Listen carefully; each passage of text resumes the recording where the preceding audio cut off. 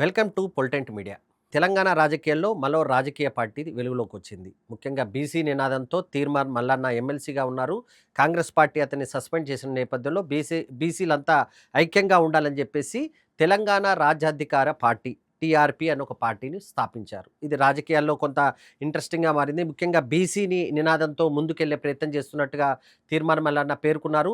Congress party నుంచి ఆయన ఎమ్మెల్సీగా గెలిచినప్పటికీ ఆ పార్టీ అతన్ని సస్పెండ్ చేసింది.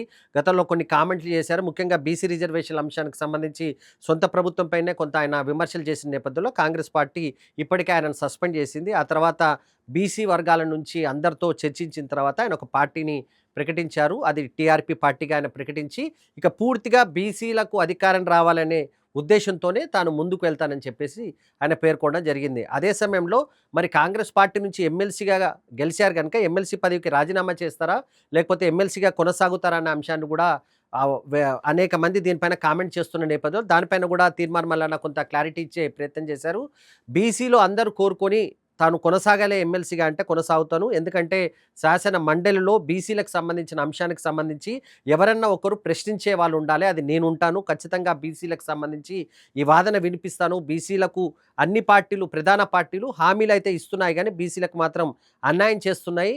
ఖచ్చితంగా తెలంగాణలో బలమైన సామాజిక వర్గం ఎక్కువ మంది ఓటర్లు ఉన్న బీసీలకు సంబంధించిన వ్యక్తే ముఖ్యమంత్రి భవిష్యత్తులో కావాలి గనుక అది కేవలం బీసీ పార్టీ ద్వారానే సాధ్యమవుతుంది. ఎందుకంటే కాంగ్రెస్ పార్టీ గానీ, బీజేపీ గానీ, బీఆర్ఎస్ గానీ ఈ పార్టీలు కూడా కేవలం బీసీలను ఒక ఓటర్లుగా మాత్రమే చూస్తున్నారు గానీ వాళ్ళకి అధికారం ఇచ్చే విషయానికి సంబంధించి ఆ పార్టీలు ఏమాత్రం సహకరించట్లేదు గనుక తాను బీసీ నినాదంతో వెళ్తున్నాను, బీసీ పార్టీని స్థాపిస్తున్నట్టుగా ఆయన ప్రకటించారు. తెలంగాణ రాజకీయాలకు సంబంధించి ప్రధాన పార్టీలతో పాటు కొన్ని చిన్న చిన్న పార్టీలు గతంలో కూడా వచ్చాయి కానీ పెద్దగా ఇంపాక్ట్ మాత్రం చూపడలేదు. చాలామంది బీసీకి సంబంధించి గతంలో కాసాని జ్ఞానేశ్వర్ కూడా ఒక పార్టీని ఏర్పాటు చేశారు బీసీలకు సంబంధించి. అలా విధంగా చాలామంది చాలా రకాలైన పార్టీలను ఏర్పాటు చేశారు. గద్దర్ కూడా ఒక పార్టీని ఏర్పాటు చేసిన పరిస్థితి కనిపించింది. మరి ఈసారి తీర్మానం మల్లన్న ఏర్పాటు చేసిన పార్టీ ఎంత ప్రభావం చూపెట్టబోతుంది? అసెంబ్లీ ఎన్నికలకి ఇప్పటికీ చాలా రోజులు టైం ఉంది. దాదాపు 3 ఏళ్ల తర్వాత అసెంబ్లీ ఎన్నికలు జరగబోతున్న నేపథ్యంలో అప్పటి వరకు తీర్మానం మల్లన్న పార్టీ నిలదొక్కుతుందా?